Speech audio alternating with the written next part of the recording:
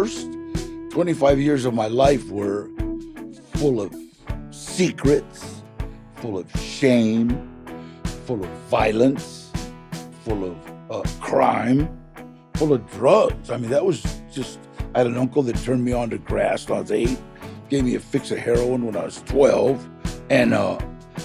And it's funny because when I talked to like psychiatrists, well, that was abuse. I thought it was sharing. I mean, it was like, he was sharing his, because, especially if an older sibling in your family is smoking weed, he's not turning the younger siblings on to be mean or vicious. Right. He is doing what he does. And he didn't do it viciously. It was like, I was there, hey, let's get him loaded. And that's what happens.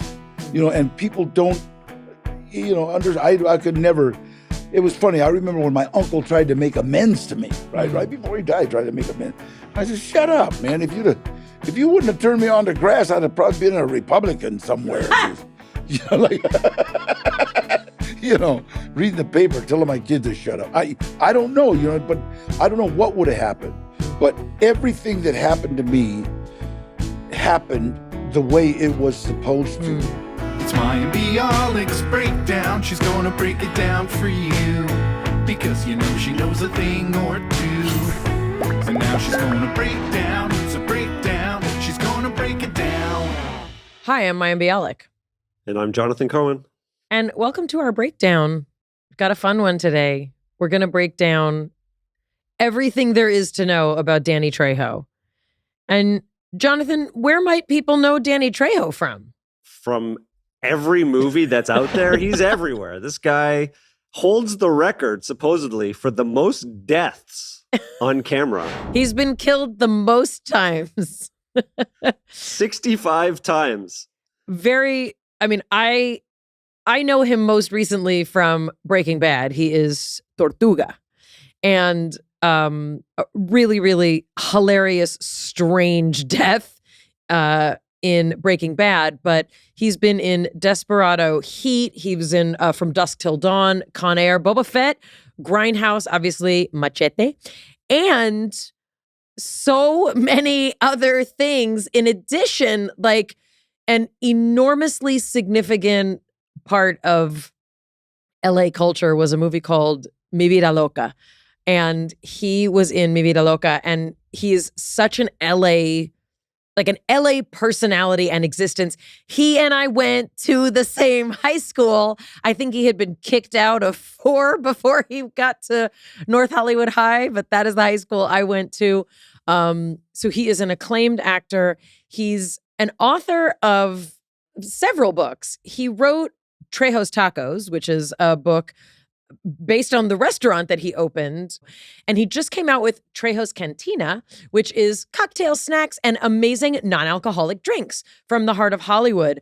The other aspect to his life, which I learned all about when I read Trejo, My Life of Crime, Redemption in Hollywood, is that he spent most of the first 24 years of his life either doing drugs, drinking, or in and out of prison and jail, including significant life-altering experiences as, in his own words, as a criminal and a dealer and a hustler.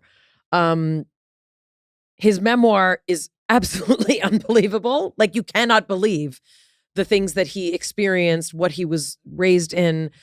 He's going to talk to us today about it. He's going to talk about the legacy that he had essentially in prison, and then as an actor and as an activist in helping other men and women get sober and live a clean, sober life. I don't know. Jonathan, do you want to add anything else before we get into talking to Danny? That was honestly one of your best summaries I've heard so far. It was so beautifully said. And his transition into becoming this American iconic bad boy in films. Like, when you see him, the bad guy is there. And it's so powerful how he has stepped into that role. It was such a pleasure to speak with him and to hear more about that journey. Yeah, it's really, we have so much to talk about, and this is an episode where I really feel like we cover it all. So let us welcome Danny Trejo. Break it down. Danny Trejo, what an incredible honor it is to have you here. First of all, I read your book. I'm just going to say, I read, it is called Trejo, My Life of Crime, Redemption, and Hollywood. And I read it, and I have to say, and this is a completely superficial thing to say, you look freaking amazing. For the life that you lived, I expected you to crawl in here. You look like a young man. You were born during World War II. Yeah. In fact, the reason I was born in Maywood is because in 1944, the General Hospital downtown was full of soldiers. Right. When they took my mom to have me, it was full, so they had to take me to Maywood. I don't even know. I'm from Los Angeles. Where's Maywood? Well, they used to call it Billy Goat Acres. Now it's out by Compton, out that way. So. Wow. So there's so many places that we could start. I want to say, first of all, I know you as an actor because I've seen most every movie I think that you've been in pretty much. And you were also in a lot of films at a time in my life when, as a person who grew up in LA, you were part of many films that really described a lot of the complexity of the Chicano, we called it Chicano then, but the Latino American experience and the Mexican American experience here, which is a huge part of Los Angeles. And then I knew that you had a restaurant. And I kind of was like, how did that all come together? But then I read the book and I think that there were things I knew about you kind of here and there. But the first half of the book is very difficult. It is very painful. Yeah. You wrote it with, I don't know how to pronounce his name. Donald Logue. Donald. Donald. Is that Irish? Yeah. Okay. Donald. So you wrote it. You wrote it with someone, as it were, but you have who is a great writer. A great writer. Yeah. But awesome. But a great writer is only as good as the stories that Danny's bringing him. And I got to say that's like when I gave the 2 chapters to Maeve, my kid's mom. Yeah. Right. That's who I was with the longest. Yeah. And she read it. She's the one that said, it's like talking to you. So that's what, because people have been telling me to write a book for years. And I don't use words like prolific. I don't know what that means, but they would always like change stuff. Right. And Donald just caught the essence. No, it's really, it's beautifully written. And, the first half, I mean, my heart kept catching in my throat because, you describe, a legacy in your family that had a lot of beauty and a lot of richness and a lot of incredible personalities. And also, as you said, a lot of pain. Yeah. And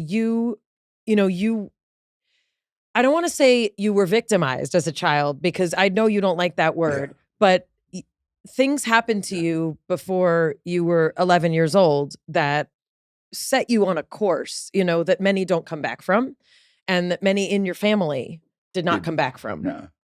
And, I'm not going to ask you to sort of like recount, like this is a book that people should read. And also the pain, what you reap, what you reap in tragedy, you sow, joy from. And there is a redemptive aspect to both your life and your story. But for people who don't know what, let's say, the first 25 years of your life were like, can you just kind of walk us through? The first 25 years of my life were full of secrets, full of shame, full of violence, full of crime, full of drugs. I mean, that was just, I had an uncle that turned me on to grass when I was 8, gave me a fix of heroin when I was 12. And it's funny because when I talked to like psychiatrists, well, that was abuse. I thought it was sharing. I mean, it was like, he was sharing his, because, especially if an older sibling in your family is smoking weed, he's not turning the younger siblings on to be mean or vicious. Right. He is doing what he does, and he didn't do it viciously. It was like, I was there. Hey, let's get him loaded, and that's what happens. And people don't, I could never. It was funny. I remember when my uncle tried to make amends to me, right before he died, tried to make amends. I said, "Shut up, man! If you wouldn't have turned me on to grass, I'd have probably been a Republican somewhere." Reading the paper, telling my kids to shut up. I don't know, but I don't know what would have happened. But everything that happened to me happened the way it was supposed to get me to where I realized that, like, when I go to a high school and I step onto a stage, it gets quiet, no matter what high school, because they want to hear what I have to say because they know I've been where they've been. It's you can be a therapist, a psychiatrist, anything, and you have to get kids' attention, and it's impossible because they don't have any. And then you have to keep it, and it's impossible because of number one. They don't have any. Now your time, in your teens, I mean, not even your teens, your tweens and your teens, when you talk about violence, like, and I really, what Jonathan and I do here is we're not looking to bring out, the most soundbitey, crazy part of someone's story. But what I will say is you were conditioned as a child to use rage. Yeah, and to absolutely. use violence to survive. And that was true before you even set foot in your first prison or your first jail. I had an uncle, my Uncle Gilbert, who was a boxer, who was a what you call a puncher. He's a guy that could hit you and knock you out. He was just heavy-handed.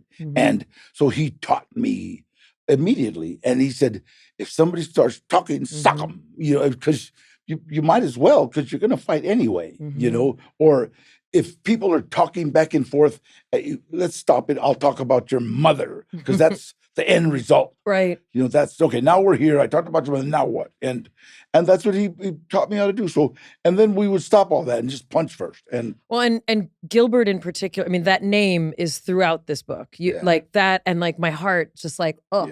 Yeah. But Gilbert in particular, you had a lot of his lessons. Like, I'm going to ask you this question. When you first are put in jail in your life, what are you like? What is going on in Danny's head? Okay, well, like how? I don't mean to say like how did it feel, but like what? I know that you had to like go into survival mode, but like you talk about how a lot of your shame turned to rage. Yeah. So what is that like? And how old were you the first time you went in? Oh God, I don't know, 12, okay. 11, 12, 13. Yeah. Sorry, I'm remembering your book. Yes. But it's kind of like I had a mentor. I had a teacher who had already been here. I feel sorry for kids that all of a sudden just end up in juvenile hall and don't understand it. That guy giving you a dirty look, you got to give him the finger before he looks too long, to let him know, hey, I'm nobody to mess with. And if you get in a fight, try to bite somebody immediately so that they know, wait a minute, this guy don't want to fight. He wants to eat me. It's like, so because people aren't afraid of tough guys. Tough guys just slap them just like a bitch, but crazy people, you really don't want to mess with. And so somebody's trying to bite you, it's like you remember that. You have bad dreams about it, really. And so that's what he said. If somebody's too big, just grab him and bite him or sock him.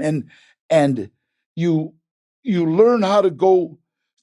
Like most people argue and then they get angry and then they fight. Correct. Okay. Well, if you just go from right now to rage, people aren't expecting that. Wait, what happened to the argument and the anger? You know what I mean? And that shock value is intimidation, correct? Exactly.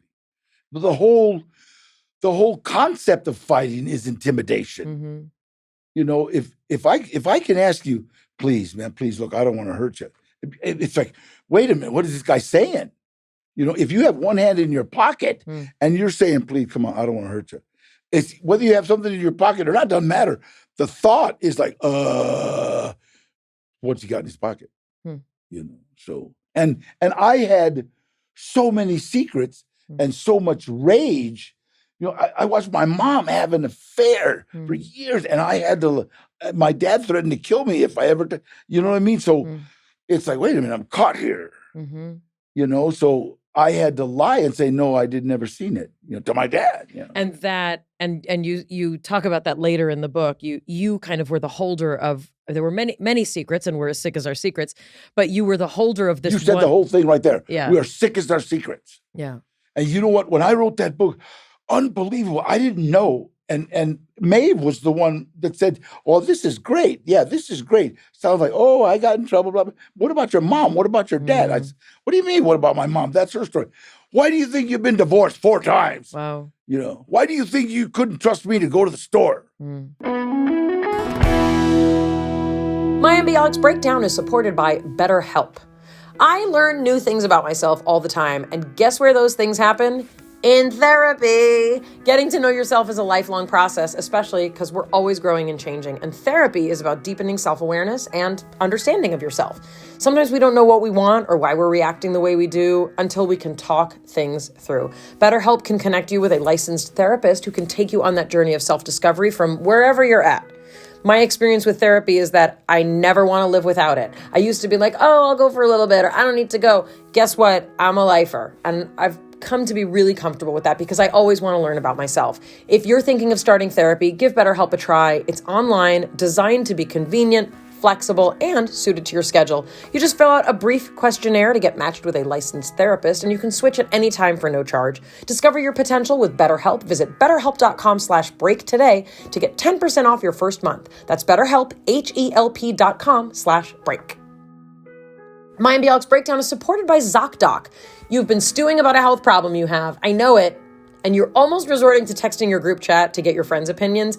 While you are pretty unlikely to find quality medical advice in your group chat, you can find it from a doctor on ZocDoc.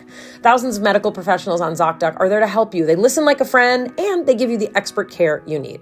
ZocDoc is the only free app that lets you find and book doctors who are patient-reviewed, take your insurance, and are available when you need them, and treat almost every condition under the sun. No more doctor roulette, no more scouring the internet for questionable reviews. With ZocDoc, you have a trusted guide that's going to connect you to your favorite doctor that you haven't even met yet. Millions of people use ZocDoc's free app to find and book a doctor in their neighborhood who's patient-reviewed and fits their needs and their schedule just right. Sounds perfect. Go to ZocDoc.com/breakdown, download the ZocDoc app for free. Then find and book a top-rated doctor today. Many are available within 24 hours. That's ZocDoc.com/breakdown. ZocDoc.com/breakdown. When you're in kind of that environment, you know, where you have the ability to use intimidation, to use anger, to use violence, you know, like I said, the first half of the book, you know, really details all those ups and downs. And one of the things, you know, they tried to get you sober many times, you know, whoever they were. And also, you know, one of the things that I really appreciated about your book is, you know, we hear a lot about prison reform. We hear a lot about how, and I don't mean to get political, but I'm going to, you know, that a system that is more abusive on the inside than it is on the outside is not actually going to rehabilitate anyone. It's actually going to create more problems. I mean, I think that's safe to say. But you know, the method of kind of survival, you know, that you went into, I think, you know, it just layered on top of all the shame that you talk about, all the fear, you know, and all the feelings which you talk about really not having access to.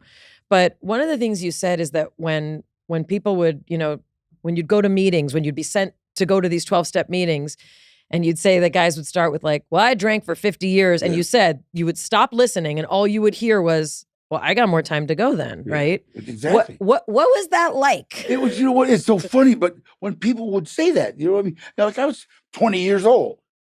Now how can I identify with this wino, 20 years old? But the problem is, it's not just the logistics, it's the way you drink. It's wait a minute, I'm drunk 3 days out of the week and I'm 15 years old.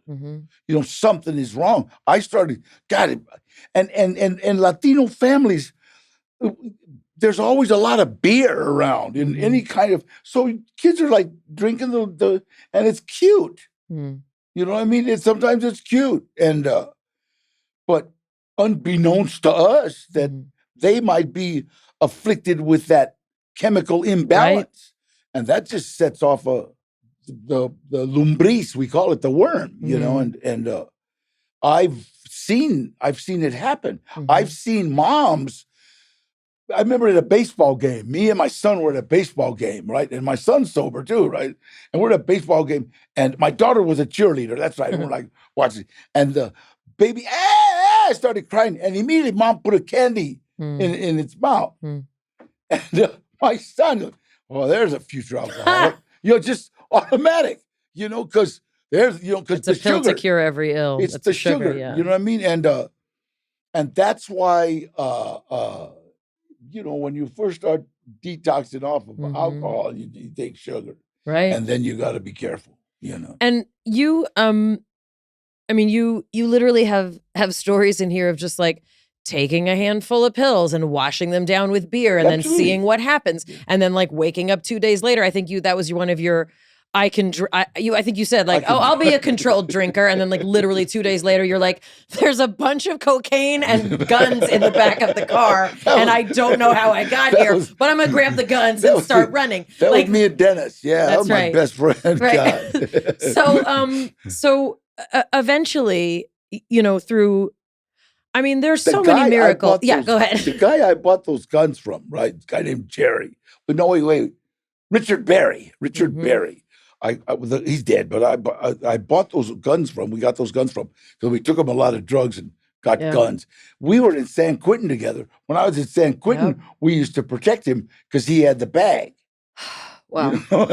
Well, and something that occurs, and really God is like the first page of your book and God is the last page of your book. So, there's a lot of divine force in your life, but you are a person who kind of has lived from kind of one miracle to the next, meaning there's so many, and I think this is the pain that you also feel and the love that you share with your incarcerated brothers and sisters that you talk about. There are so many stories that don't turn out like yours, meaning there are many where there's luck and there's a miracle, but you literally, it's like you jumped on lily pad to lily pad of miracles. Did you, obviously you got sober and you got sober youngish. Yes. Did you instantly identify with like, there's a God? Like, did the higher power concept really speak to you right away? I got to tell you this, okay? For a long time, I was at war with God. I couldn't understand him. My grandma, every time I'd fall down, skin my knee, she would say, "Te castigó Dios." That means like, God punished you. Come on, I'm 7. Give me a break. But anytime you got hurt, it was God punishing you for what you did. And I ain't done nothing yet, Yeah. But so there was a cross message there. And when I got, the first time I ever heard about a loving God was in youth authority at an AA meeting. Because I accidentally stepped into a AA meeting when I was 15 years old. And then when I got to youth authority, I went to the meetings to see girls. And I did. There was women, so we went and signed up. And it was like, this guy was talking about, I have a loving God, but he doesn't punish me. I thought, wow, well, that's cool. Because mine had always been, and he didn't say he was Christian, he was Jewish, he was, he just said a loving God. I said, okay, that's what I want to love him. And it's so funny. After that, every penitentiary I would go to, I would hear, Alcoholics Anonymous is now meeting in the Protestant chapel. And they'd always say Protestant because the Catholics didn't like the higher power. Yep. It had to be Jesus or nothing. That's you know right. what I mean? So, That's kind of their bumper sticker, isn't it? Jesus or nothing. So yes, I love Jesus, but it was like kind of like the whole deal. And it always talked about that loving God. You're not punishing. God didn't make you an alcoholic. You just have that gene. And the minute, if you would have never drank, well, you'd have been a workaholic. Or if you never drank, you would have been a readaholic. You know what I mean? So, and I drank, I used drugs. And you didn't just kind of like drink and do drugs. Like you were a heroin user. Yeah. So sobriety, that kind of sobriety is very, very painful, meaning that process of letting your body experience the world without that kind of support. I mean, because it's a crutch. I have to. What was early sobriety like for you? Well, I have to tell you. Okay, so I was hooked when I was in prison. We were pretty well hooked on booze and on. People may not know people do drugs in prison. Yeah. Like it exists, right? We just had 6 kids die in juvenile hall. Yeah. Fentanyl right now. Right. The rest of the country, and it shouldn't be like that in so many ways. Rest of the world, but that is not a safe place, right? What is it? Every society that has fallen behind drugs. China goes all the way back, and now all the countries, Russia, China, they're all sending drugs to Mexico, and Mexico sending them up here. The killer drugs. Fentanyl. Maybe we should just build a bigger wall. Hey, just kidding. Okay, so go ahead. Early sobriety. No, and so it was like I got sober and clean in prison in 1968, and I was blessed to be in the hole. I got clean there. I got out. I went to the hole in May. I got out in August, and I was clean. And I had promised, let me die with dignity. I'll say your name every day. I'll do whatever I can for my fellow inmate. And I remember distinctly saying inmate because I thought I'd never get out of prison. And I got out. I started like trying to help. Yeah, I mean, this is my favorite part of your story. I was trying to help. I didn't know, how do you, guys would come up, hey, I remember one time I told a guy, he was tattooing and he owed a lot of money. So he had to tattoo. So I says, well, just get some points, get enough points and get one way at the door. So when you could tell when the cop's coming in, I don't got that much bread. I'll pay for that one, So in other words, anyway, he paid his debt. And they made me Inmate Social Catalyst. That was a new job that they did, the counselor and the captain. And what I would do is inmates would actually come to me and say, this is the problem I have with this inmate, blah, blah, blah. Why were you good at this? You know what? Because I was the lightweight and the welterweight champion of that institution. So you were kind of like a celebrity anyway, But there's more. And I mean, like plenty of people try and help other people or think that they should. Yeah. There was really there is something about you. And I do believe it's what also has made people so love you as a performer. There's a real, there's a humanness to you that's very approachable. Yeah, but you understand, you don't want to be that loved in jail. No, I 100%. But what I'm saying is like plenty of people talk to you when you were in prison. I think what I hear you saying, Danny, is you were respected and maybe even feared based on your boxing. Yeah. And then from there, so you would have the respect to be listened to. And then what I hear Mayim saying is that there's an authenticity about you, so that when you're giving advice, people think that you have their best interest at heart and you're not trying to steer them in the wrong direction. Yeah. You know what? I would never give anybody advice that I couldn't take. Right. You know what I mean? And it's like, so it's kind of just knowing, hey, look, I know your situation and this is the best thing we could do. In other words, the best thing I could do. Mm-hmm. And I guess that was one of the reasons for whatever. Also, you're a good talker. Okay. Were you always like that? I thought I was getting in trouble. Tell me more. You had a big mouth?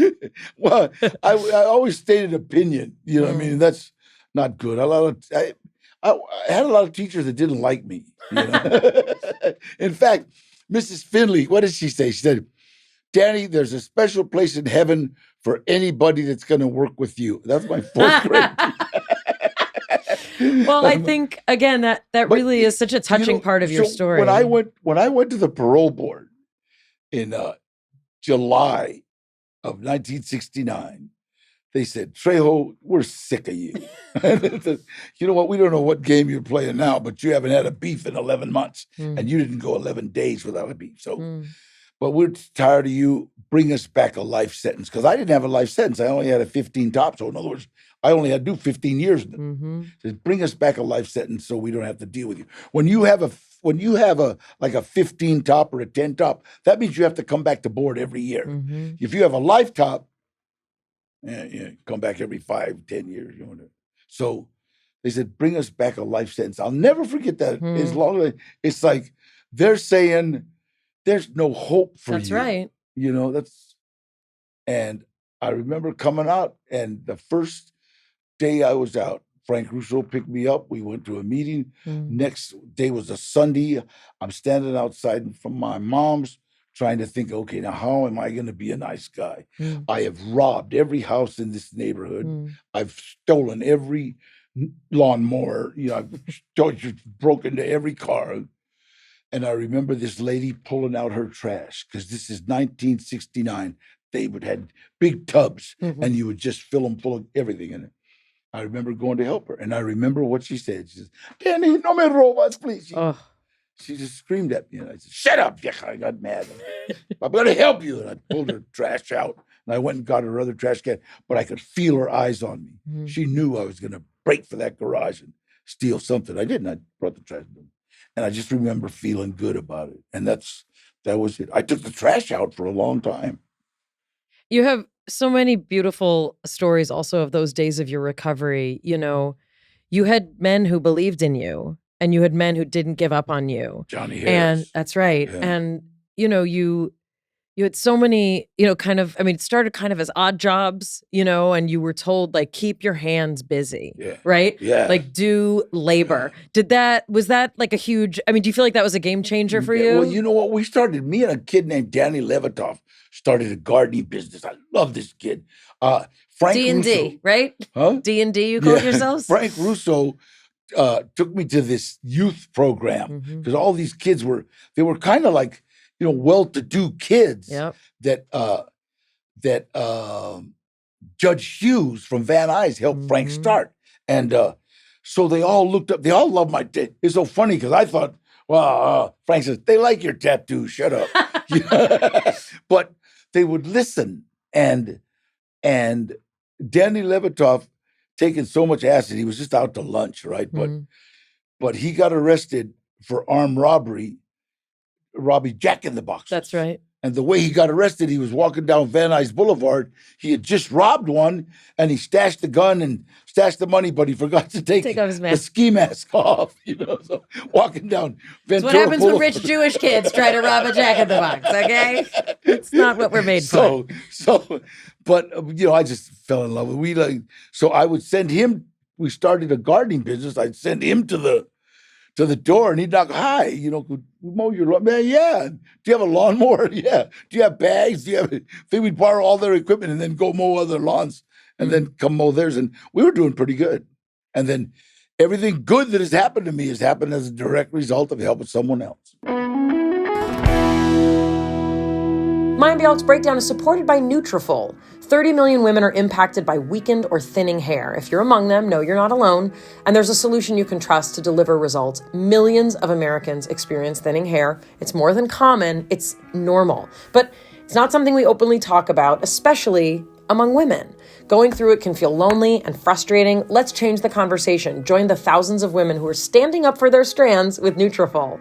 Nutrafol is the #1 dermatologist-recommended hair growth supplement, clinically shown to improve your hair growth, thickness, and visible scalp coverage. Nutrafol supports healthy hair growth from within by targeting the 5 root causes of thinning. Bet you didn't know what they are: stress, hormones, environment, nutrition, and metabolism through whole body health. Nutrafol has 3 unique formulas to support women through all stages of life, including postpartum and menopause. Each formula is physician-formulated using natural, drug-free, medical-grade ingredients in consistently effective dosages, so you get the most reliable results. In a clinical study, 86% of women reported improved hair growth after 6 months. That's a lot. 3,000 plus top doctors and stylists recommend Nutrafol as an effective and high-quality solution for healthier hair. You can grow thicker, healthier hair and support our show by going to Nutrafol.com and enter the promo code BREAK to save $10 off your first month subscription. This offer is only available to U.S. customers for a limited time, plus you get free shipping on every order. $10 off at Nutrafol.com, spelled Nutrafol.com, promo code BREAK. So the next amazing thing that kind of happened in this chapter of your life, which already, I mean, at 24, 25, you kind of had a new start, you know, and in many ways, you know, you're a baby when you come into a program like that. You're a baby. You're learning to walk and you're learning to talk. And you literally heard about a dude who did background extra work on sets. This was later. Right. First, a guy named Jimmy Pena called me up, and he ran a program called the Narcotics Prevention Project down in LA. I've been wanting to get into this, right? And so he called me in for an interview, and I went in there and they talked and blah, blah, blah, blah, blah, and they hired me. And I thought it was like my counseling skills. But then he said, Danny, you know what? We got a lot of dope fiends outside selling dope, and we got to get them out of here. Oh, okay. So they hired me for muscle. You know, so I started like telling guys, hey, you know, you got to go. And they all knew me from penitentiary. They'd all, okay, well, I'll go. So they would go down the street and go ahead and sell dope down there. It didn't matter. You know, so I thought you got me for counseling. And then I was the only one that had insurance on my car. So I transported people back and forth to the hospital. But I did that till I got out, and that was started 73. I did that till, 1985. Mm-hmm. And then in 1985, one of the kids I was working with called me up and said, hey, there's a lot of blow down here on my job. I thought it was we worked in a warehouse. So I went down to support him, and it was the movie set of a movie called Runaway Train, John Voight and Eric Roberts. And that's right. I ran into a guy named Eddie Bunker, who I happened to be in prison with, who was the captain's clerk, which is the most powerful job in prison at that time.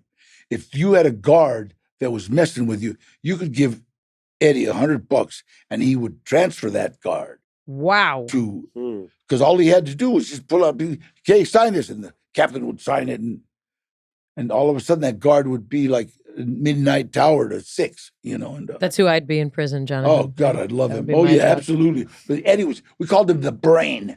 You know what I mean? And in fact, he made a fortune writing writs because a writ has to be grammatically correct and in the language and he knew how to do it. So he would come and he'd say, he charged like $50 to read it, to read your transcript, $100 to tell you what writs you had, and then $100 to write them. This guy comes up and says, hey, do you want to be in this movie? I said, what I got to do? He said, do you want to be an extra? I said, extra what? He says, can you act like a convict? I'm thinking Soledad, San Quentin, Folsom, Chino, Sierra. I'll give it a shot. So they give me a blue shirt. I took off my shirt, and I got that huge tattoo. Yeah, there she is. This tattoo says prison. You can put your shirt down now. You understand? Just take it off. Just take it off. That tattoo says prison. Yeah, you've been in prison. So I'll never forget. He goes like this. He goes, wait. I'm trying to figure out what gang sign is that. I thought he was giving me a gang sign. So I gave him Pacoima, you know what I mean? And he said, leave your shirt off. So I'm standing there looking at this old guy. I hate saying that. This guy was about 65, right? It's spring chicken right now. And he's looking at me, and then he comes over and he goes, hey, you're Danny Trejo. And he said, Danny, I saw you in the lightweight and the welterweight title up in Quentin. I said, you're Eddie Bunker. I knew this guy. Wow. And we were in prison. I said, what are you doing here, Eddie? He says, I adapted the screenplay. I didn't know what that meant. See, because they had neither do screenplay writers. Okay, they had John Voight, right, Ayakawa had written Runaway Train. They had him as a wife killer. Like killed his wife because she had an affair. Well, you can't be a hero in prison and kill your wife. Do you understand? Now you could kill her boyfriend. That was like, all right. That's a bad dude. I like the hierarchy of morality here. Makes sense. But so Eddie, it's like, it just doesn't, you kill your wife. Come on, Holmes. Mother your kids. And so Eddie changed it and made John Voight an armed robber. Because armed robbers are seen as, hierarchy in prison. And he changed it. So he told me, and he said, what are you doing? I said, they're going to give me $50 for acting like a convict. We both laughed because we'd been doing that for free forever. You know what I mean? And he said, well, I did, we need somebody to train one of the actors how to box. And I said, what's it pay? And he says, $320 a day.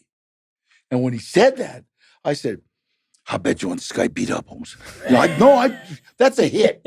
Come on, I wasn't making $320 a week as a drug counselor. So I said, I bet you want this guy beat up.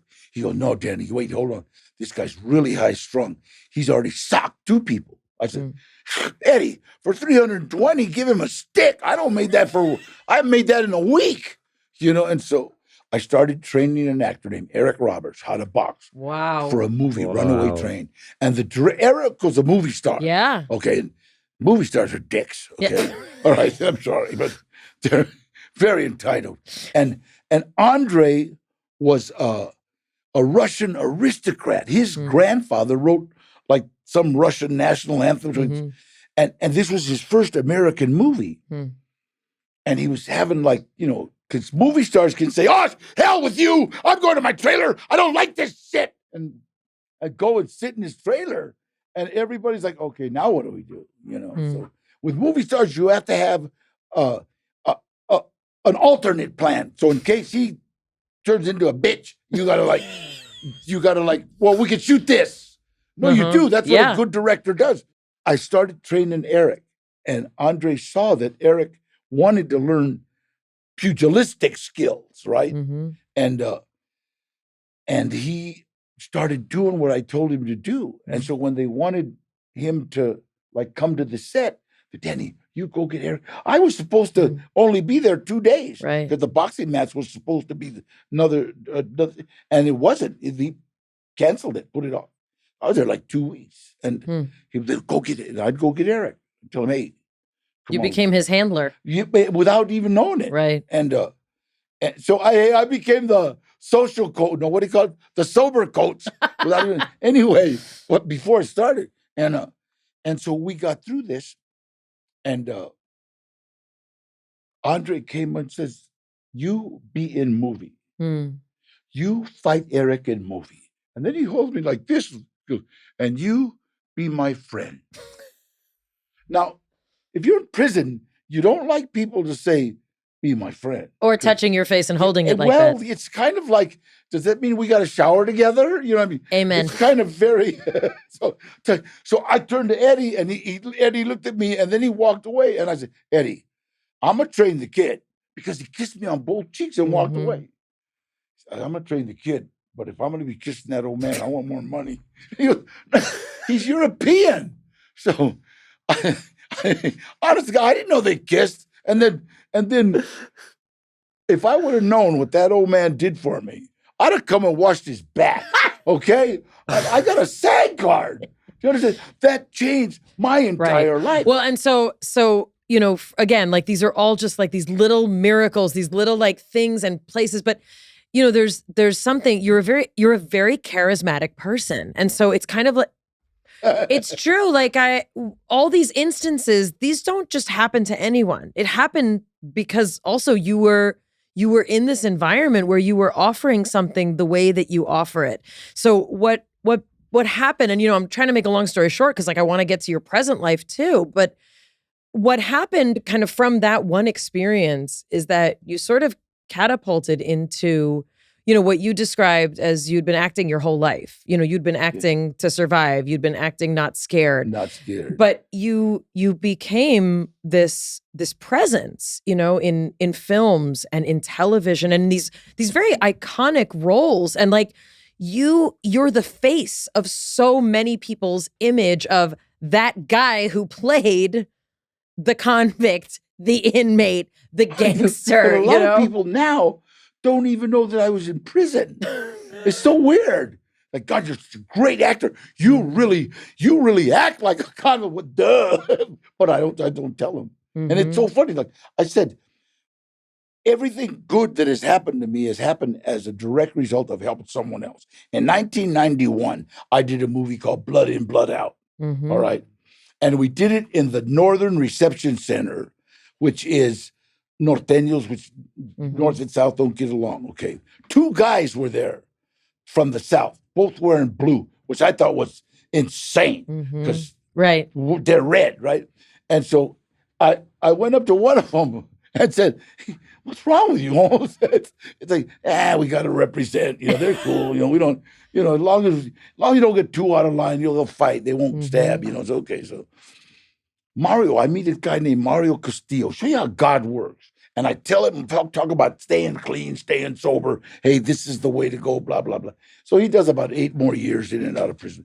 And then I run into him in a Narcotics Anonymous convention. Start talking to him. Now I'm clean. I took your advice, blah, blah, blah, blah, blah, blah, blah.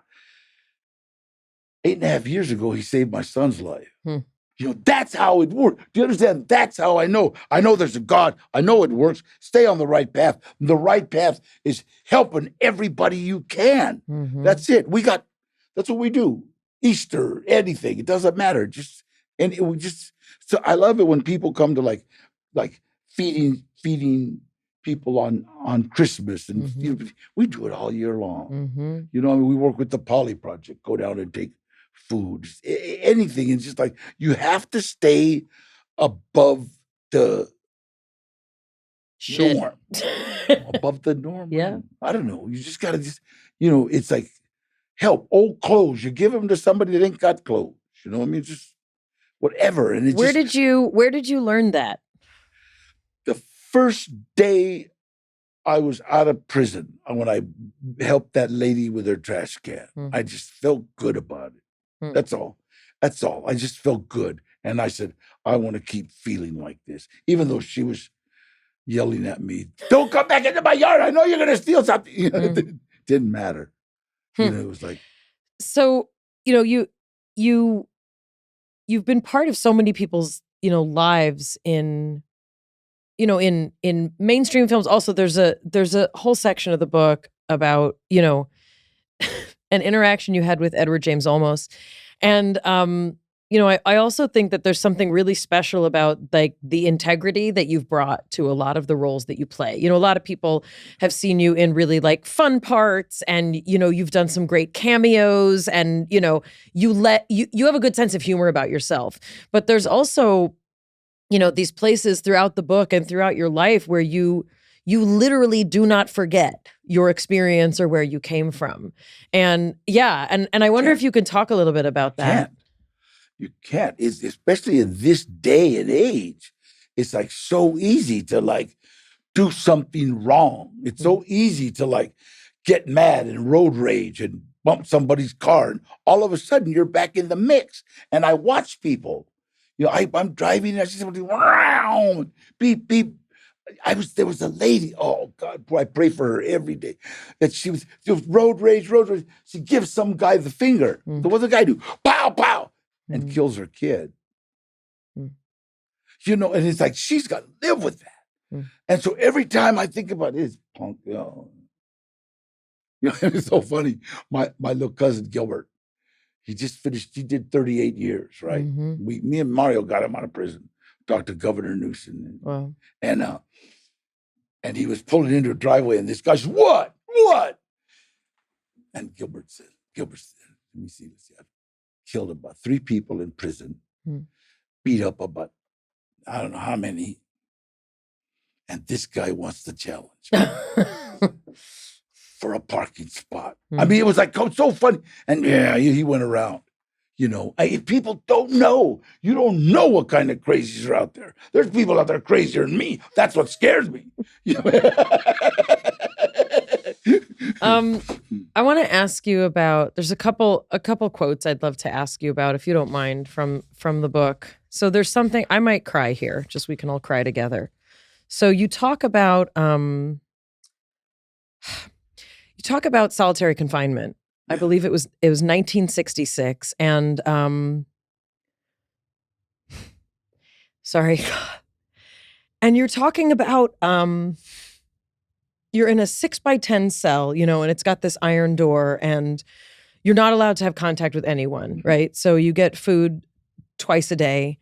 You said the food was good. This isn't Folsom, and so you did a lot of things, physically to.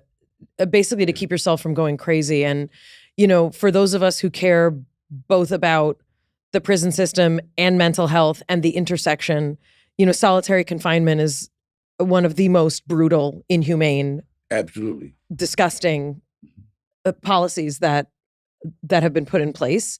And that's like the biggest understatement of the universe. But you did something with your mind. And this was so fascinating to me. You said that you had, I'm going to let you tell it. I'm going to let you tell it. When I was there, after you did all the push-ups and all the sit-ups, all the, you're done, all that. It's like you have to go crazy to keep them from making you crazy, to keep the silence and to keep the bugs, and I get to a point where if you see a cockroach, you're not sure, is that real or am I? So if you grab it, no, it's real. So, but I started doing I remember the movie The Wizard of Oz, and I started doing that, and the Lollipop Kids, all that, and I remember when the guard would come by, sometimes I'd be in the middle of did you kill my sister? And the eyes going nuts, what I mean? And then the other one that I loved was The Hunchback of Notre Dame. The one with the original. The original one, right? The one with Selma Hayek was like, wow. It took away from the monster. But these were two classic films. Classic, iconic films. Also, she gave me water. Right. Well, and The Hunchback of Notre Dame also, this character who is marginalized, rejected, mocked, mistreated, right? And then The Wizard of Oz, which, is the ultimate, it's a dream fantasy. Yes. And also it's a very trippy movie. It's a very trippy movie. So these two movies, you said they became like just a cycle in your head. They were my therapy. The more I could remember, the better I felt. You know what I mean? And I remember the shoes rolling up and going. I did little stuff that I just totally remember. And then in the Hunchback of Notre Dame, thank you. And you have to understand, this is a whole cell block, and I'm by myself. You know what I mean? And there's 25 cells on this side, 25 cells going down, and there's only one. I'm in it. No one else is in it. Thank you, Mary. So guard would shut up, Trejo. I think about that kid. You were a kid, Yeah. I think about that kid, and then I think about the experiences that you've had on screen, and how you're the same like we're all the same person, right? I mean, take your darkest moment in your life. That's who you are at your highest moment in your life too, right? That was you. Good point. But the fact that you've also maintained, your sobriety, you've built a business, you've built a food community and business that is, as you said, a testament to your culture, of welcoming people, of having them sit at your table. What do you think, what do you credit with getting you from that cell, to where you are in your life? I just have to say that everything good that has happened to me has happened as a direct result of helping someone else. I got into the restaurant business helping a director named Craig Moss, great director, who had this movie that he wanted to do. And it was called Badass. And I didn't really want to do it. I was waiting for another high budget movie over here. I only had to wait another month. And if I got into this, I wouldn't be able to do that. But my agent, Gloria, kept saying, you know what, this might turn into something really, really big. So we went ahead and did that movie, and it turned into a trilogy, so it was great. But I met a producer on that movie named Ash Shaw, who saw that I like good food. I won't eat processed food. I won't go to Mickey D's. I won't Jack. I mean, I eat good. I eat with 78. You better eat good.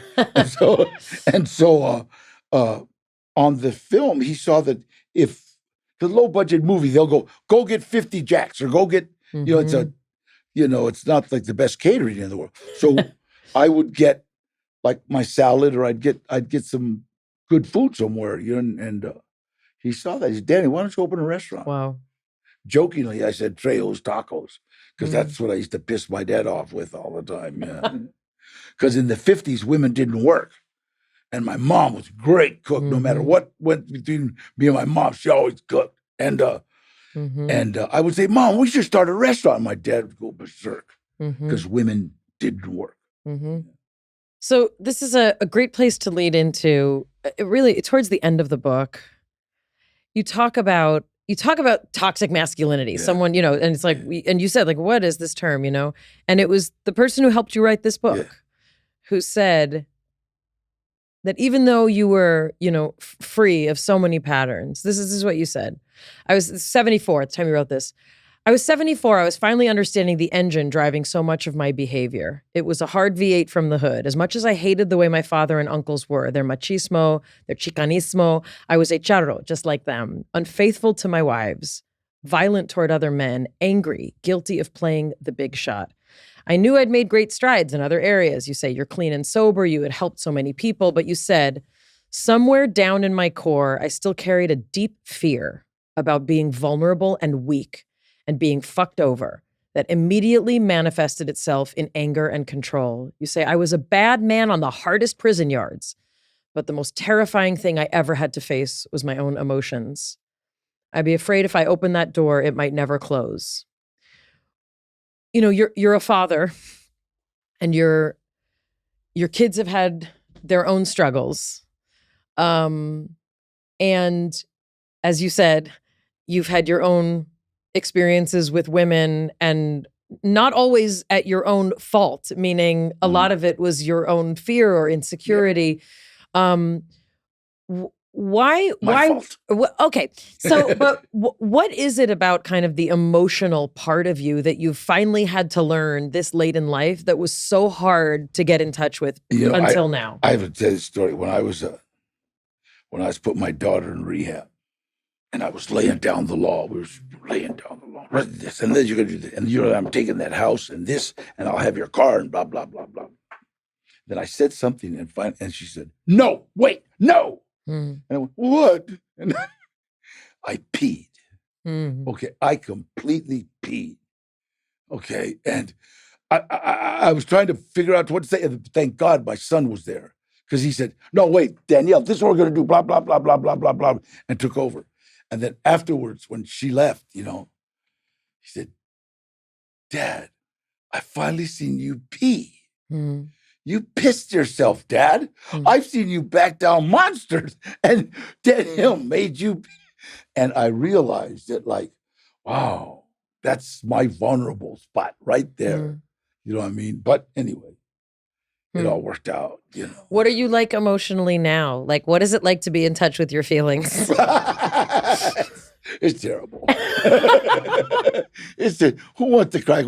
Nobody, only weak guys cry when Bambi's mom died. It was so funny because, honest to God, when my daughter said, no, I go, okay, I'll buy you a puppy. Get your pony. I didn't know what to say, but I've realized that, like, you know what? It's not even about being right or being wrong. It's about staying happy. It's about just feeling good, you know, and everything is going to work out the way it's supposed to. Look where I'm at. You know what I mean? So I know I'm proof things work out the way they're supposed to. Is your soft spot your kids? Absolutely. So tell us about your kids. Oh God, they're unbelievable. And tell us about specifically the movie that your son and you made. My son did a film called From a Son, and it's about a son that goes out and uses drugs. And when he dies, my mother always used to say that when something happened to me, she would wake up in the middle of the night, no matter where it was, she knew something was wrong, you know. And wasn't my stepmom, but she would wake up, you know. And wake up my dad, to call Danny, and then get me in trouble. And so anyway, and so she always said that. So she set this movie to where when he's overdosing and dying, I'm waking up. It's like, wow, you know. And then he dies. I go looking for him. I go into his hell. I get shot at. I get cussed at. I get guns pointed. Thinking, what no, my son into? In other words, I was one of those parents that had no clue what is. And when I find his girlfriend out in the desert in a shack, I make her take me to where she buried him. You know, because he overdosed and died. So this one scene has this crying scene in it, right? And where I break down and cry. Well, I'm thinking, you know, John Wayne, you know, okay, Pilgrim, we got to toughen up here, you know, and so. All week, my son is showing me these stupid baby pictures. Hey, Dad, remember this? Remember when Sissy Twin fell? That's right. And I'm just like looking, yeah, you know. So then when it comes to this movie, it's at night. We're in the desert. It's cold. Sasha, the girl that he had, most vulnerable looking person in the world. This is the perfect image of Bambi run over, okay? And I said, did you kill my son? And she goes, no, I loved him. He was my only friend. And she started bawling. I lost it. Wow. I lost. This was not a manly cry. This was a booger cry, okay? No, I'm sorry. And I apologize if you like, because I was like, I couldn't stop. I cried for my mom. I cried for my dad. I cried for everybody I didn't cry for. You became a method actor. Could not stop. And then when he finally said cut, the whole crew was crying. Wow. They were like just all, and it was that real. And I always every time I tell a story, I keep wiping my nose. I'm afraid I got. Also, there was, I would imagine, such an emotional component to him and you and what he's been through. And, you know, for him to be an artist in his own right, like, can you talk a little bit about that? Amazing. I used to take my kids to the set all the time with me. For a while, I was a single parent. Mama used for a while. Then I had the kids. You know, the joyous time in my life. And my daughter would go straight to a makeup trailer and they'd do her hair. And my son would go straight to the talk to the camera and, you know, just learned everything. And literally, I wanted him in front of the camera. Great looking kid, right? He learned lighting, everything. He shadowed Robert Rodriguez. He's in the DGA now. Wow. I told him, you've just turned into my retirement plan, kid. So now. What are you most proud of? Them, my kids. All of them. They're just like all winners. And they're probably the only thing that make me cry in a minute, you know, and God, it's like hearing them when they call me in the morning. Hey, Dad, what's up? Good morning. You know. Do they have kids? No. Not yet. Okay. Well, they will. Maybe. Oh. I never. Can you talk, I don't want to get too personal, but obviously there's some in the book, but can you talk a little bit about your relationship with women? Because one thing I noticed, and you're a very handsome fellow, and I see you got a lot of attention from the ladies. And one thing I am curious about is you didn't seem to have time really without women in your life, meaning you always seem to like to be partnered. Is that true? I mean, I'm not just saying, like, of course, like, people like to have sex. I get it. I'm not stupid. But in terms of partners, you had significant relationships, kind of one, you know, I don't want to say one after another, Well, but you did. You had Well, you had you know several what? It's significant funny 'cause relationships. Growing up, the term used to be uno en la casa y uno en la calle, Sí. one in home and one Yep. on the street. You know, and I grew up with that. It wasn't wrong. You know, I remember my stepmom's mom, had a boyfriend who had a wife. You know, and he would come over on the weekend, and I'm all way back then. And only one that I didn't was my grandfather. I never, watched because he stayed pretty close to home, but all my uncles, they all kind of were like players, and Gilbert, my uncle Gilbert had two boys, both the same age, named Gilbert, different moms. And one passed away, and it was just, it wasn't. I don't think the exclusive was nothing. It was not a word, Right.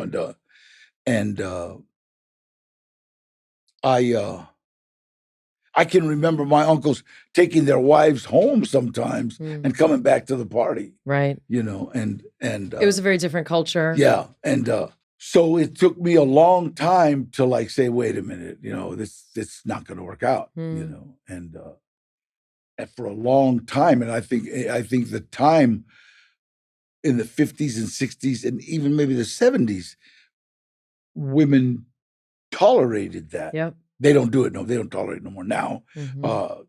Wife shoots husband 27 times with an automatic rifle. It's not like husband committed suicide, stabbed himself 4 times in the back.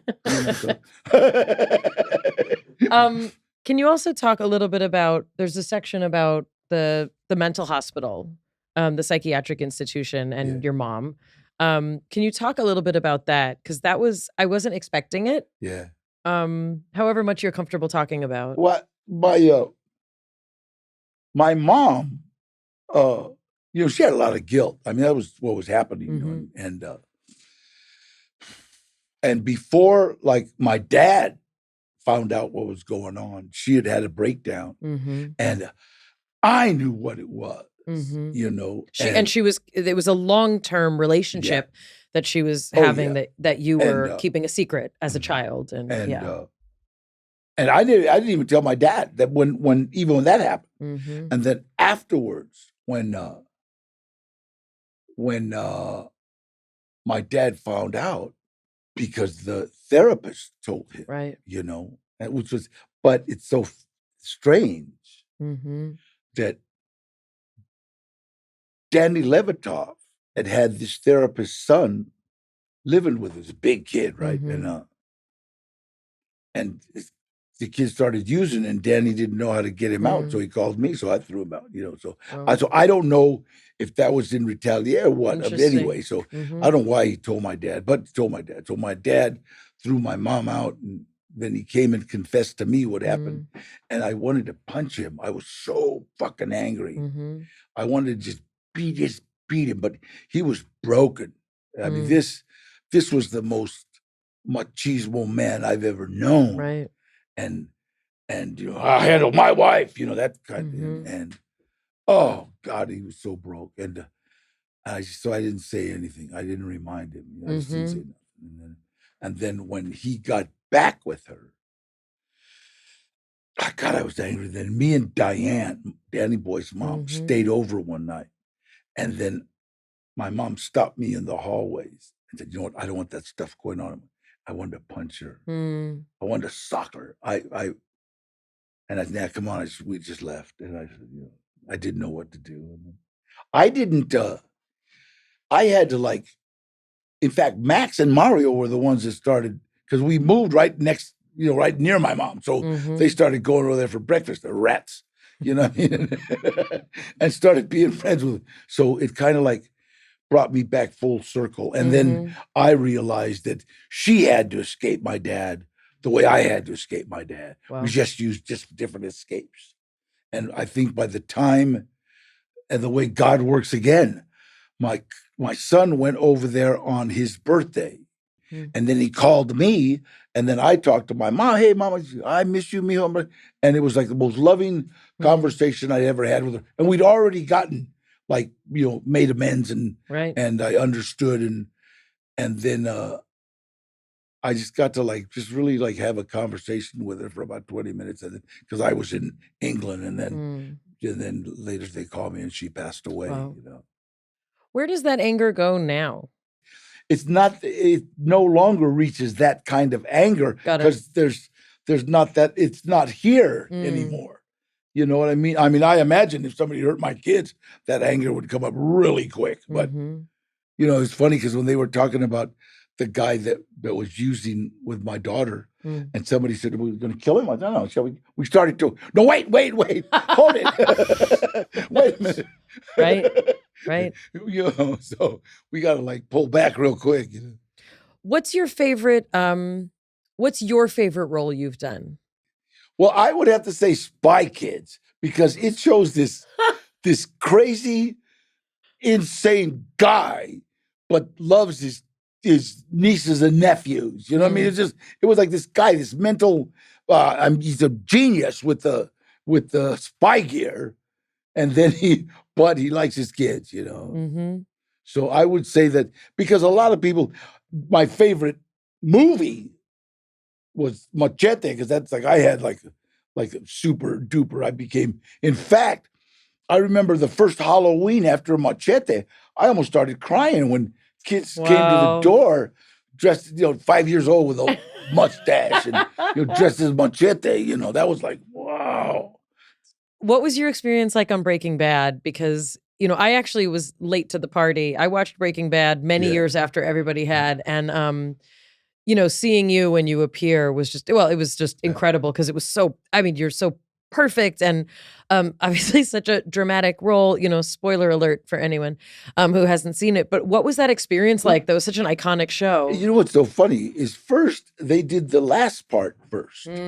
First they had the head on the tortoise and all that. Nobody knew where it came.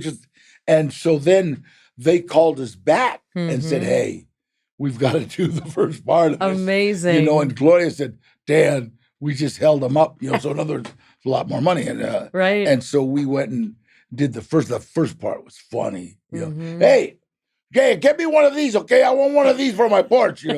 God, man, it was just typical bracero drug dealer, but it was just a lot of fun, and that crew was so much fun, Are there parts of your previous life that you miss?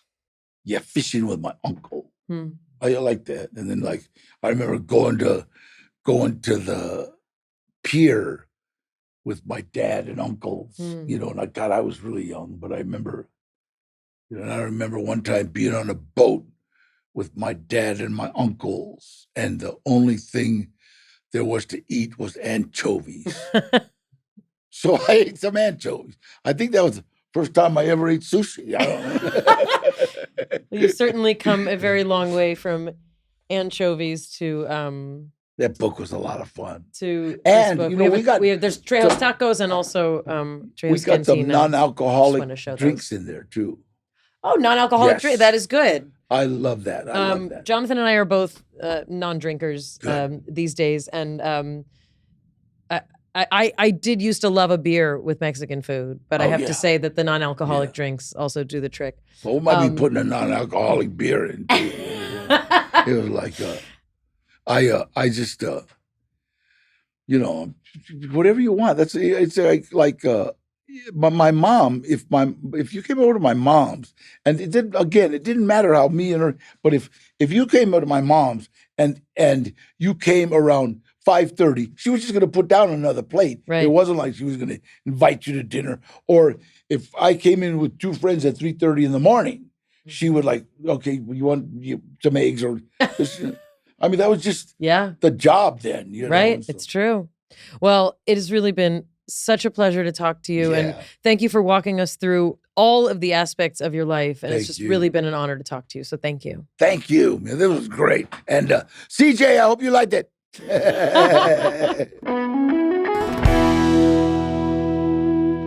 I really could have talked to that man for a long time. This memoir I didn't want to embarrass him and read him the entire book because obviously he wrote it, so he knows. But seeing the pictures are often my favorite part of a book. I'm just going to be honest. When I get a memoir and it's in my hands or a biography, I want to go straight to the pictures. And I have to say, like, you get such a feel for an entirely different era of existence that Danny was raised in. I didn't know he was as old as he is. He's got a very youthful way about him. And I had no idea that he was born in World War II, which means that he grew up in it shows his parents in zoot suits. And they were his mom looked like a movie star, with the gorgeous curled hair and the red lipstick. And, he grew up in this very specific pocket of 1950s, Los Angeles, in the Mexican-American community.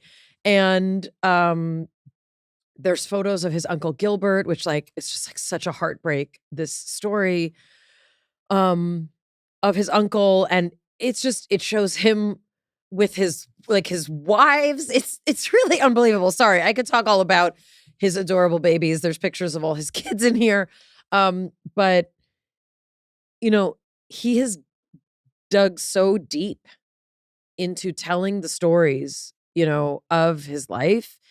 And there are so many lessons from just his early life before he even got to prison that children should not have to learn. Like he said, the secrets and just the culture, as he described it.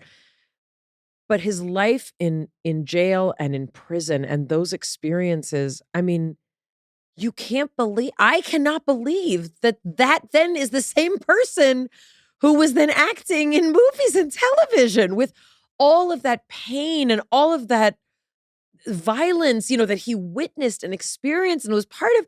And he's just made this incredible life. And just at first I was like, oh, he's got to cook. When I heard he had a restaurant, because I live in LA, I was like, oh, he probably has nothing to do with it. And it's just oh, they put his name on it, because he wants to make money. I had no idea. It's a little cynical take. It's super cynical, but also it's LA, celebrities, they put their names on everything. But when I read about just the culture of taking care of people that way and how good it makes him feel to be of service in this way. And it's just the cutest thing. I'm sorry, it's the cutest thing is his face on the cover of this book, just joyfully pouring a non-alcoholic beverage. I just can't get enough of this man. The way he got into the movie industry too, almost by happenstance, and then starts training Eric Roberts. What were those training sessions like? There's something about him. You can't just take any dude who grew up witnessing what he witnessed and going to prison and being told by a judge, we're so tired of you, kill someone in the worst way possible so that we never have to even deal with you and can lock you away forever. For that man to that's not just anybody's story. There's something about the way he wanted to connect with other people in prison. He wanted to help them get clean. Something was sparked in him that became a life of being a completely different oriented, person in service. And for him to also admit that emotions are still the hardest thing for him. That is still what he had to process. Oh, that was such a powerful excerpt of the book that you read. You can tell as how he replied to us, that it was an ugly cry, that it wasn't a manly cry.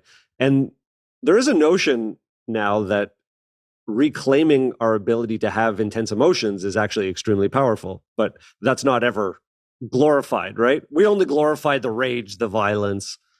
Well, and he talked a lot about that notion of glorification because, a lot of the films that he was asked to be part of, they wanted him to, recreate moments. And he'd be like, oh, if we create this way, someone's going to get shot. You can, he has, for those of us who grew up where like Stand and Deliver was like the most amazing film that so many of us had seen about like this teacher who like believes in his students, but he had the opportunity to work with literally Academy Award like level Edward James Olmos, and he was like, that's not how you do this movie. And like just the balls on him, the ovaries on him, to just talk to Edward James Olmos like that and be like, that's not how it went down. And this gang is going to be upset with you if you portray it this way. Like he was the real deal. But when he talked about his son's film, which is called From a Son, he said in the book, after the last take, Gilbert and I hugged, and he named his son Gilbert. I thanked him for bringing so much of what I had buried deep inside to the surface. And when he talked about it in the first person, not like it was the character, like it was happening to him. Like he was telling that story, and I was like, oh, he's talking about in the film, like he was so, and here's what he said. I was so proud. The art of creating together brought us closer than we'd ever been. I was so proud. As a father and even as an artist, it was almost like my life's journey had taken Gilbert and me to this place where we could examine the different hells we'd gone through, from both our perspectives as a father and son and as former addicts, to make a story that could help people going through something similar. Oh, besides his namesake, my son Gilbert has taught me more than anyone else I have ever known. He received a humanitarian award in Highland Park, and he went with his son. Like, there's so many beautiful things. And his relationship with the women in his life, which you really learn, through his memoir. He was with remarkable women. And, it's not that I don't believe that remarkable women fall in love with men who were in prison. It's that there's something about this man and his charisma and his personality. He wants so much to connect, in this way with people. And I think it's so fascinating how he's turned it into, a life of literally food service, like helping people, have this as part of their life. And I think it's very special. And as an Angelino, he's such a special part, of LA culture. He spoke a little bit about this, the transition from convict to actor. Acting wasn't new to me. I acted to survive my childhood. I acted like I wasn't scared when I was terrified. In Folsom, I acted to keep my sanity. I had to move. I had to speak out loud. I had to hear my own voice. It does feel like there's like a level of authenticity to everything that he's bringing. When you were talking about him in prison giving people advice, it felt like he was, a sage figure that people trusted. He's a counselor. I mean, he's a counselor. Yeah. Yeah. You were trying to say there's an element of counseling to him, that he understands how to like reach people. Yeah. He's exceedingly humble. And I don't think it's false. I don't think it's false humility. I think he really sees like he's doing God's work, and that's what you do. The way you keep it is you give it away. That's like classic Big Book, that is the job, of someone who's sober is to stay sober and help other people stay sober. And he was so driven to do that. And you know how many people go into prisons and try and help people get sober? Like there's something about, and I'm not saying he got every person sober that he tried to, but he knew that there's something about hearing it from someone who was in there the way he was and was a violent person. To have such a different perspective. But when I asked him about the things that sort of he knew, when he got to prison and when he, was in those situations and when he was in jail, the saddest set of lessons that he learned, that was his training. And when you think about as an actor, like he said, he was acting his whole life, like he was coached. He was coached to like, fake people out. Let them think you are so crazy, right? So he had to take on this persona based on essentially coaching and in the book, he gives so many fascinating examples of like the ways that you had to show hierarchical power, in that prison system and in jail like that. And it is very interesting to think of it, not as acting, but like we're all acting, right? We're all posturing. And especially when we're tweens and teenagers and we're trying to figure out who we are, which is like the age he was at, you're trying to say I remember I had a hippie phase, right? I had a goth phase. We're trying on all these different masks and we still do it as adults, We actually get some questions from our audience about the nature of masculinity and what does it mean to be masculine now and how has that changed? And from his perspective, going from someone with his experience, what is it? How do you deal with the rage that you spoke about now? And for people who are only listening, what he said is it's not here anymore. And when he said here, he put his hand up to his throat. Yeah. So it wasn't as prevalent. And so if you're only listening to that, it's not that it wasn't there at all for him. It's it's as he's gotten older, he's been able to metabolize it and it's not, at the ready as quickly as he had previously talked about it. I want to end with this. Avoiding feelings and pretending not to feel them. That was what my life was about for so long. I just want to say that again. Avoiding feelings and pretending not to feel them was what my life was about for so long. Prison was the same. Drugs, jacking off, anything to get out of my head for 5 or 10 minutes, combined with never letting on how I truly felt. I acted mean till I believed it. Powerful. When I got my first crack at acting on Runaway Train, I'd been in training for 40 years. I was like a fish who'd found water. The goal of films is to teach us that you can prevail over your difficulties in life if you have courage. Yeah, that's an incredibly courageous man. We hope everyone has a little courage to overcome. Yeah.